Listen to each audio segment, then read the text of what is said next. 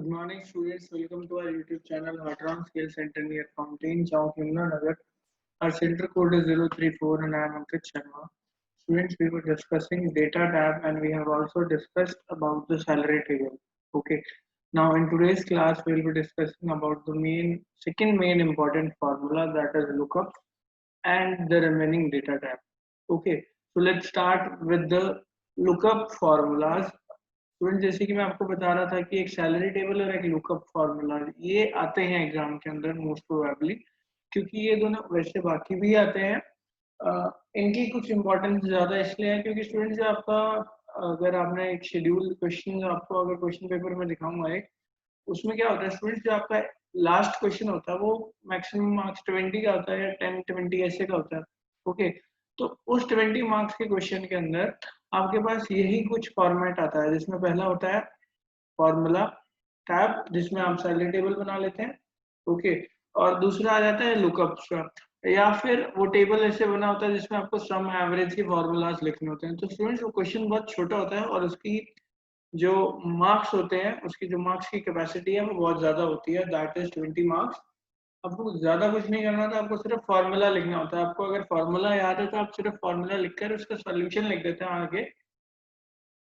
Okay, तो that is how we use our formulas. तो अब अगर उसमें ये फॉर्मूला आया था, आपको उसमें सॉल्व नहीं करना प्रॉपरली, आपको सिर्फ पेन एंड पेपर से लिखना होता है। आपका कोई भी प्रैक्टिकल परफॉर्मेंस नहीं होती उसमें, सारा थ्योरेटिकल होता है। तो स्टूडेंट अब लुकअप का फॉर्मूला हम कैसे स्टार्ट करेंगे स्टूडेंट, अब देखिए। अब यहाँ पर मैं क्या लिखूंगा, पहले एम्प्लॉय आईडी, यहाँ पर मैं लिखता हूँ एम्प्लॉय नेम, उसकी डेजिग्नेशन एंड उसकी सैलरी। ओके, तो एम्प्लॉय आईडी में मैं लिख देता हूँ 121470258089451435 ओके।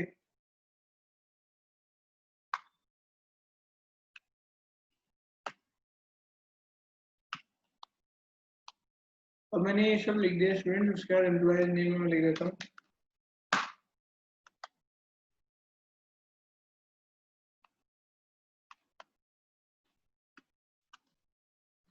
राकेश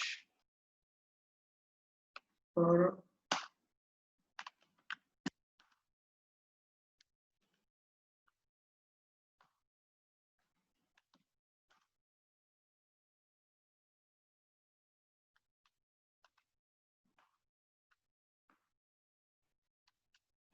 ठीक है स्टूडेंट। अब इनकी डेजिग्नेशन लिख देता हूँ मैं यहाँ पर, जैसे कोई क्लर्क है तो क्लर्क लिख देंगे, पीएन है तो पीएन लिख देंगे, अकाउंटेंट है तो अकाउंटेंट लिख देंगे, आईटी में है तो आईटी में लिख देंगे, टीचर है तो टीचर लिख देंगे, कोई स्टूडेंट है जो पार्ट टाइम वर्क कर रहा है उसको लिख देंगे। ओके,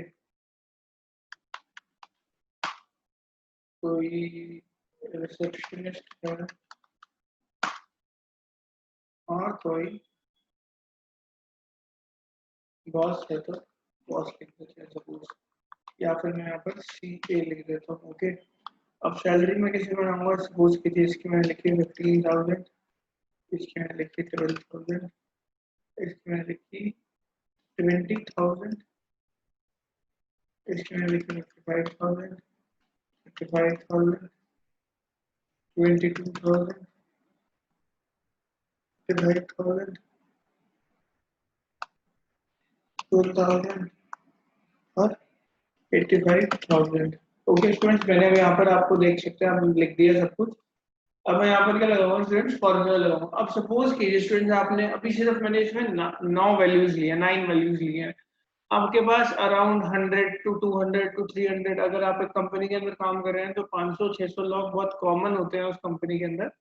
ओके, अब 500-600 लोग हैं तो 500-600 एंट्रीज होंगी। अब आपको किसी एम्प्लॉय का कोड देकर उसकी सैलरी देखनी है। सपोज कीजिए आपसे किसी ने पूछा कि 1470 की सैलरी कितनी है, तो आप कैसे बताएंगे स्टूडेंट्स? आप पहले 1470 को ढूंढेंगे ड्रैग करते हुए, या फिर कोई पूछ लेगा 7880 का नाम क्या है, तो अब आप स्टूडेंट्स अगर किसी को कोड से बुलाते हैं, किसी को कोड मिलते हैं, तो उसमें आप क्या करेंगे, आप लुकअप का फॉर्मूला, एच लुकअप का फॉर्मूला, वी लुकअप का फॉर्मूला लगाते हैं। उससे क्या होता है स्टूडेंट, आपको फाइंड आउट करना बहुत इजी हो जाता है। तो आप फाइंड आउट कैसे करेंगे इसको, अब सपोज कीजिए मैं यहाँ पर पर्टिकुलरली लिख लेता हूँ। मैं यहाँ पर लिखता हूँ student is equal to H lookup. H lookup stand for horizontal lookup. एक लुकअप की वैल्यू, मतलब मुझे आंसर कहाँ पर चाहिए, सपोज कीजिए मुझे आंसर यहाँ पर चाहिए, तो मैंने E6 लिया, कॉमा, अब मैं पूरा का पूरा टेबल सिलेक्ट करता हूँ क्योंकि मैं ये जितने भी वैल्यूज है मैंने वो सिलेक्ट करी, कॉमा। अब सपोज कीजिए कि मुझे चाहिए क्या, रो इंडेक्स नंबर, जैसे मैं लिख देता हूँ इसमें। अब मुझे, अब सपोज कीजिए मुझे उसकी डेजिग्नेशन या फिर नेम देखना है, तो मैं यहाँ पर बी नहीं लिख सकता स्टूडेंट्स, ABCD, जैसे मैं एम्प्लॉय नेम देखना चाहता हूँ, डेजिग्नेशन देखना चाहता हूँ, सैलरी। अब मैं बी की जगह लिखूंगा 2, अब कॉमा। अब स्टूडेंट्स ट्रू और फॉल्स, अप्रोक्सीमेट मैच और एग्जैक्ट मैच। ट्रू मतलब अगर उसके आसपास की कोई वैल्यू होगी तो वो बताएगा। फॉल्स का मतलब अगर वैल्यू गलत रही तो फॉल्स बता देगा, वरना नॉट असाइन लिख देगा, नहीं तो एग्जैक्ट मैच दिखाएगा। तो मैंने फॉल्स लिख दिया, ब्रैकेट को मैं क्लोज करता हूँ और एंटर करता हूँ। अब आप स्टूडेंट्स यहाँ पर वैल्यू लिखेंगे, जैसे 1 2 1 4।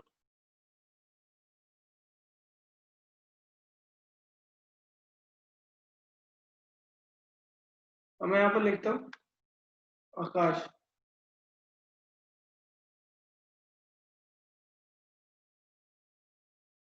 यहाँ मैं लिखता हूँ 2580। अब आप देखिए, दोबारा मैं आपको फॉर्मूला बताता हूँ इसमें। Is equal to H lookup, shift के साथ 9, लुकअप की वैल्यू कोई भी, जैसे मैं यहाँ पर सिलेक्ट कर लेता, कॉमा, टेबल पूरा, comma, row index number. Students क्या होगी रो इंडेक्स, अब मैं यहाँ पर 3 लिख दूंगा, कॉमा, फॉल्स। ओके, अब मैंने इसमें I3 सिलेक्ट किया, मतलब मैं यहाँ पर वैल्यू लिखूंगा 1 2 1 4।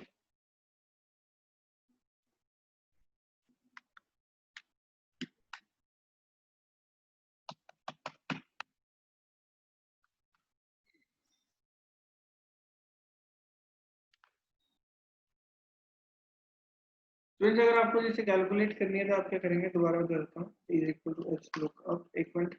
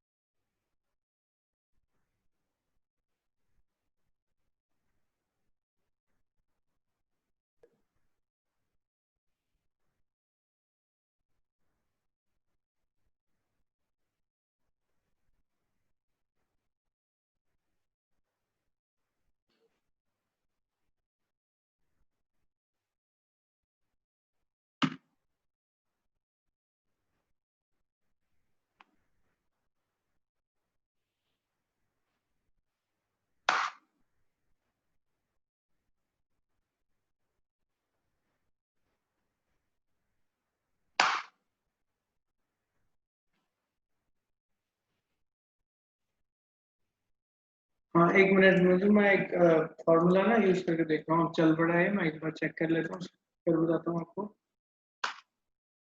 हाँ, अब चल पड़ा है स्टूडेंट्स, एक मिनट रुकिए।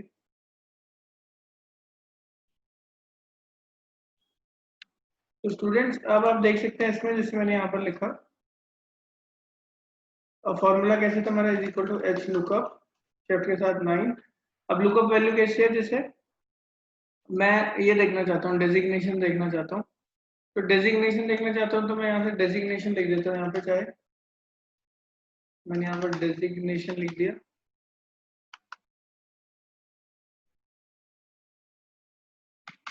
या फिर मैं यहाँ से एच लुकअप शिफ्ट 9 और इसको सिलेक्ट कर लेता हूँ, कॉमा, टेबल एरे सिलेक्ट कर लेता हूँ मैं पूरा, कॉमा, फिर इंडेक्स नंबर ऑफ स्टूडेंट, जैसे आपको अगर सेकंड रो का देखना है तो सेकंड रो में आप लिखेंगे 2, अगर आपको थर्ड रो का देखना है 3, फोर्थ का देखना है 4, फिफ्थ का देखना है 5, 6, 7, 8, 9।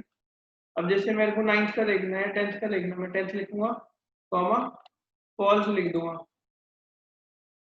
और शिफ्ट के साथ 0 एंटर। अब आप देखिए सी ए, तो मैंने यहाँ पर अगर 10th लिखा है तो सी आ रहा है। अब मैं यहाँ पर 9th लिखूंगा तो रिसेप्शनिस्ट आ जाएगा, जैसे मैं यहाँ पर आपको ठीक करके दिखाता हूँ। मैंने यहाँ पर 9 लिखा तो रिसेप्शनिस्ट आ गया। ओके, यहाँ पर मैं 8 लिखूंगा तो यहाँ टीचर आ जाएगा। अब मैं यहाँ पर 7 लिखता हूँ तो यहाँ स्टूडेंट आ जाएगा। ठीक है, ऐसे यूज होता है हमारा एच लुकअप। और अब स्टूडेंट्स यूज करेंगे हम वी लुकअप। वी लुकअप को कैसे करेंगे, आपको क्या करना है, फाइल पे जाना है, होम पे जाएंगे आप एक बार। उसके बाद आप क्या करेंगे, जितना भी आपका ये पूरा का पूरा टेबल है उसको सिलेक्ट करना है। सिलेक्ट करने के बाद यहाँ से इसको कॉपी करना है स्टूडेंट्स। कॉपी करने के बाद दूसरी शीट पे जाएंगे। अब एच लुकअप का मतलब होता है हॉरिजॉन्टल लुकअप और वी लुकअप का मतलब होगा हमारा वर्टिकल लुकअप। तो एच लुकअप को वी लुकअप में कन्वर्ट करने के लिए मैं कॉपी करूंगा और यहाँ से पेस्ट के नीचे जो ऑप्शन आ रहा है, यहाँ आएगा ट्रांसपोज का ऑप्शन।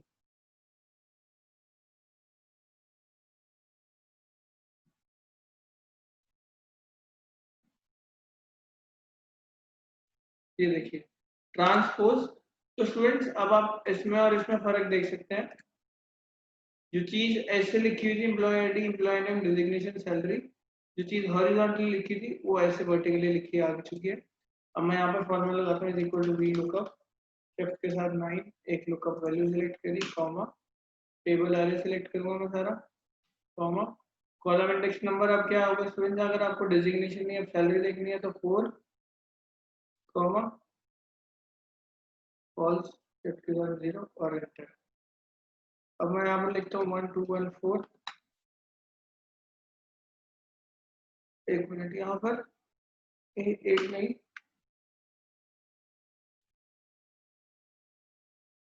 अभी डेजिग्नेशन आ गई, एंटर। अब आप देखिए स्टूडेंट्स, अकाउंटेंट कहाँ था, यहाँ पे डी में। मैंने यहाँ पर क्या लिखा था, 4। अब मैं यहाँ पर लिखूंगा 5 तो आईटी आ जाएगा। इसमें ज्यादा फर्क नहीं होता स्टूडेंट, 6 लिखूंगा तो टीचर आ जाता है। इसमें मेन बेसिकली क्या होता है, आपको फॉर्मूलाज पता होना चाहिए कि ट्रांसपोज करेंगे वी लुकअप से एच लुकअप के लिए। अगर मैं एच लुकअप यूज कर रहा हूँ तो एच लुकअप। और अगर कोई टीचर पूछेगा आपसे, जैसे एक्सटर्नल प्रैक्टिकल में पूछ लेते हैं कि एच लुकअप को वी लुकअप में कैसे शिफ्ट करेंगे, आप तो आपको यही बोलना है कि आप ट्रांसपोज करते हैं उस चीज को। ओके, तो यहाँ तक हमारा हो चुका है स्टूडेंट एच लुकअप और वी लुकअप का फॉर्मूला। अब स्टूडेंट्स डेटा टैब पे आते हैं वापस। डेटा टैब में आपकी पहली चीज आएगी डेटा वैलिडेशन कंसोलिडेशन। ओके, तो यही दो चीजें मेन है इसमें। रिमूव डुप्लीकेट से क्या होगा, जितने भी आपके डुप्लीकेट्स होंगे वो रिमूव हो जाते हैं। अब चलिए स्टार्ट करते हैं डेटा वैलिडेशन से। अब मैंने यहाँ पर क्या लिखा, पहले नेम, मैं यहाँ पर स्टूडेंट रिकॉर्ड बना रहा हूँ।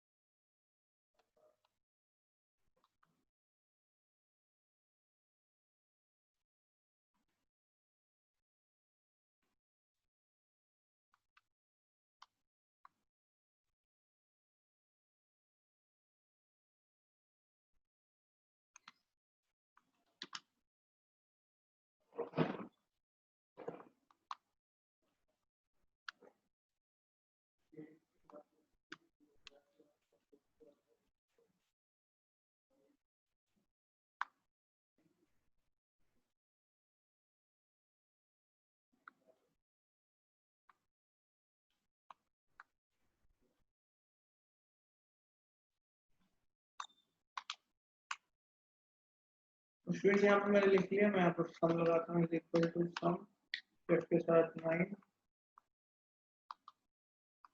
और 5 सब्जेक्ट सिलेक्ट किया, इंटर। अब ऐसे में सबका निकाल लेता हूँ यहाँ से लेके यहाँ तक ड्रैग करके। अब स्टूडेंट आप क्या करेंगे, अब मैंने ये क्या किया, यहाँ से लेके यहाँ तक सिलेक्ट कर लिया।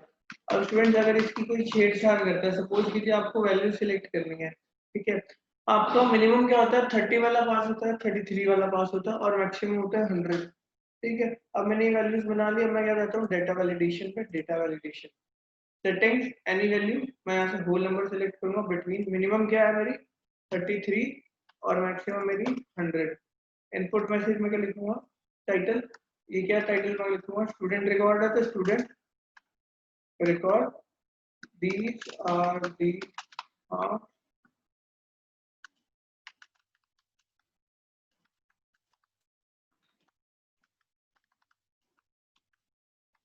performing in their assignment। Okay, error alert, error मतलब अगर कोई गलती हुई तो यहाँ से क्या आएगा, top title, wrong marks, you have entered wrong marks. Okay, मैंने ओके पे क्लिक किया। अब देखिए student, student record, these are the records of the student performing in their assignment, जो मैंने लिखा था। अब यहाँ से लेकर यहाँ तक वैलिडेशन लगी हुई है। अब सपोज कीजिए मैं 33 लिखता हूँ, चल जाएगा, 32 लिखूंगा। अब देखिए मैंने एरर अलर्ट में क्या लिखा था, wrong marks, you have entered wrong marks. तो आप रीट्राई में करेंगे, मैं इसमें 101 लिखूंगा तब भी नहीं चलेगा, क्यों, क्योंकि मैंने इसकी मिनिमम वैल्यू क्या रखी थी 33 और मैक्सिमम रखी थी 100। अब मैं इसमें 45 लिखूंगा तो चल जाता है, 85 लिखूंगा तो चल जाएगा, 23 लिखा हुआ है,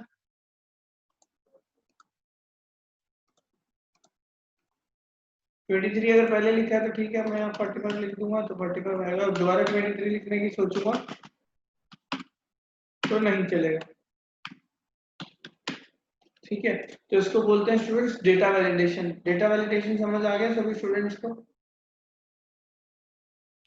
हाँ जी स्टूडेंट्स, एक बार बता दीजिए डेटा वैलिडेशन। ये डेटा वैलिडेशन एक बार क्वेश्चन पूछ लेते हैं, जो इसकी थ्योरी है वो आपको मैं गूगल क्लासरूम में दे दूंगा।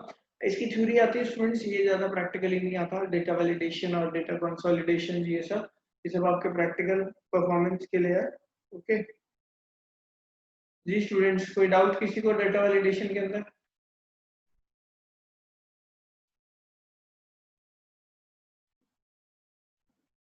ओके चलो, बाकी स्टूडेंट्स भी मैसेज कर दीजिए।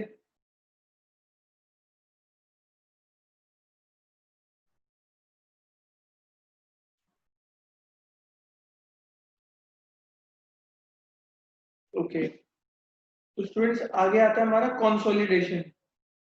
कंसोलिडेशन, ओके मेरा कंसोलिडेशन हम कैसे करेंगे स्टूडेंट, आप सपोज कीजिए आपके दो सेमेस्टर्स है, सेमेस्टर 1 और यहाँ पर आपका सेमेस्टर 2। आपको सपोज कीजिए यहाँ पर आपके मार्क्स है 99, 88, 79, 66, 55, 90, 80। अब यहाँ पर 90, 80, 70, 60, 50, 40 और 30, 70।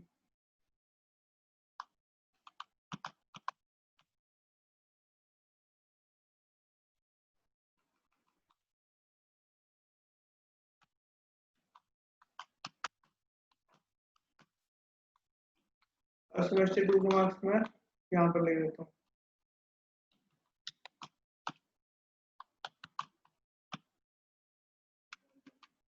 मैं यहाँ पर उसके जैसे सेम लिखता हूँ 90, 80, 70।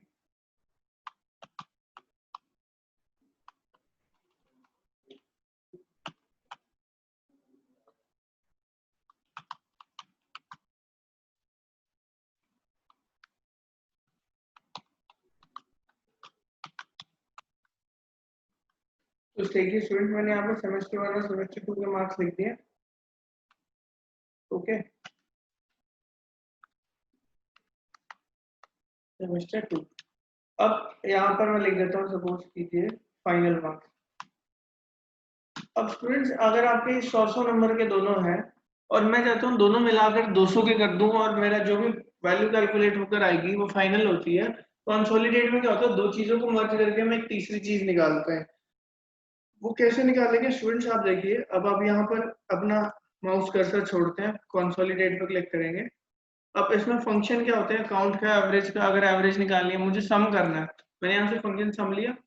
रेफरेंस में मैंने पहला रेफरेंस यहाँ से लेके यहाँ तक ऐड कर दिया और दूसरा सिलेक्ट किया मैंने यहाँ से लेके यहाँ तक और इसको भी ऐड कर दिया। तो ये दो ऐड हो गए। मैंने जैसे ही ओके पे क्लिक किया, अब आप देखिए 90 और 90 कितना होता है 180, 80 और 80 कितना होता है 160, 70 और 70 140। अब ऐसी 10 और 90 100, 80 और 20 100, ये सारे 100 आएंगे, लास्ट वाला 110 आ जाएगा। ठीक है, तो अब आउट ऑफ 200 है ये, तो इन दोनों का मैंने सम किया तो यहाँ पर सम आ गया। इसको बोलते हैं कंसोलिडेशन।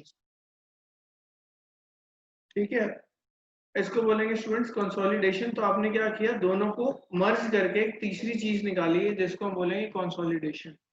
तो डेटा वैलिडेशन, कंसोलिडेशन। अब उसके बाद आता है स्टूडेंट्स सिनेरियो मैनेजर।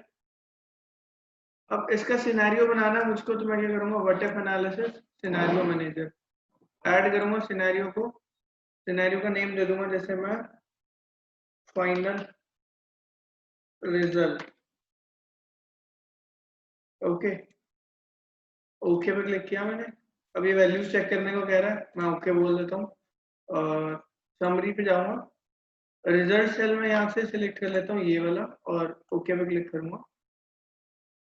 अब ये देखिए आपको एक सिनेरियो समरी के नाम से एक अलग शीट खुली है जिसका रिजल्ट आया 820, जो आपकी वैल्यूज है।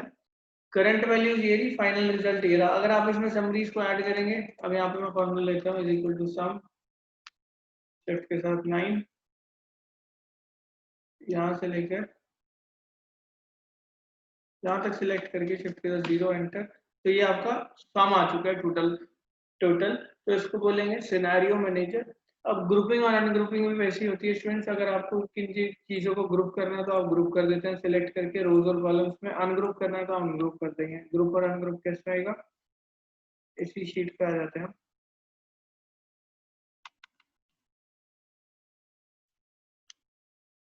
ग्रुप, ये देखिए ग्रुप बन चुका है। इसको अनग्रुप करूंगा तो ये अनग्रुप हो जाता है। अगर आपको एक पर्टिकुलर ग्रुपिंग और अनग्रुपिंग करनी है, इसके लिए आप यूज करेंगे ग्रुपिंग और अनग्रुपिंग। तो स्टूडेंट्स आपका जो होम टैब, इंसर्ट टैब, जो भी माइक्रोसॉफ्ट एक्सेल के अंदर मेन चीजें आती हैं वो मैंने सब करा दी है। बाकी जो बेसिक्स हैं वो गो थ्रू करवा दिया, आपको इंट्रोडक्शन करवा दिया था सब चीजों का। तो स्टूडेंट आपका माइक्रोसॉफ्ट एक्सेल खत्म हो चुका है। अब आपकी कल की जैसे हॉलीडे रहेगी, आपको एक असाइनमेंट दे दूंगा और हम अपना माइक्रोसॉफ्ट एक्सेल पूरा कंप्लीट रिवीजन ले उसकी, और माइक्रोसॉफ्ट वर्ड की रिवीजन ले। उसके बाद स्टूडेंट माइक्रोसॉफ्ट पावर पॉइंट को स्टार्ट करेंगे और जो भी आपका ईमेल है उसको थोड़े टाइम बाद, जैसे हमारा पावर पॉइंट खत्म होगा उसके बाद हम शुरू करेंगे थोड़ा बहुत रिवीजन लेंगे वर्ड एक्सेल पावर पॉइंट की, ईमेल्स की, इंटरनेट की। उसके बाद स्टूडेंट जिनका सिलेबस रहता है उनको मैं नए बैच के साथ ऐड करके आप लोगों का जो भी सिलेबस पेंडिंग है वो कंप्लीट करने के बाद आपको आगे शिफ्ट कर दिया जाएगा। ठीक है स्टूडेंट, जो भी नए बैचेस शुरू होंगे, जैसे जो अकाउंट्स के, हम अकाउंट्स के टीचर लेने शुरू कर देंगे। HTML CSS जिनका है 6 मंथ्स का, वो मैं लूंगा आगे। ओके, तो ऐसे ही आगे फर्दर प्रोसीजर चलेगा आपका। तो स्टूडेंट जितना भी आप रिवीजन कर पाए और जितना आप अच्छी तरह उसको कर सके अपना करें। प्लस जिनके 3 मंथ्स का कोर्स है स्टूडेंट्स, वो अपने फीस क्लियर करवा दें। आपका कभी भी एग्जाम हो सकता है, ऑनलाइन बेसिस पे ही होगा। आपके पास जैसे भी आपका एग्जाम आएगा, आपको उसको सॉल्व करके वापस मेल करना है हमको। जो भी प्रोसीजर रहेगा वो आपको बता देंगे, बट अपनी फीसेस क्लियर करवाते रहे। 6 मंथ वाले स्टूडेंट्स भी अपनी जो 3 मंथ की फीस है, हाफ फीस अपने 50% से अबव उसको कंप्लीट करवा लें। ओके, और जो बाकी रहे बच्चे जिनका 1 ईयर का, वो भी स्टूडेंट अपने इंस्टॉलमेंट्स जैसे जैसे आपकी है वो कंप्लीट करते रहे, ताकि आपका बाद में कोई इशू ना आए। ऐसा नहीं होता कि एग्जाम होने से थोड़े दिन पहले ही आपको फीस क्लियर करानी पड़ती है, आप पहले भी करा सकते हैं। फीस तो आपको पूरी ही देनी पड़ेगी। ओके, तो स्टूडेंट अपनी फीस क्लियर कराएं, प्लस अपनी असाइनमेंट्स कंप्लीट कर लेना जो मैं आप दूंगा। ठीक है, ओके स्टूडेंट्स, थैंक यू।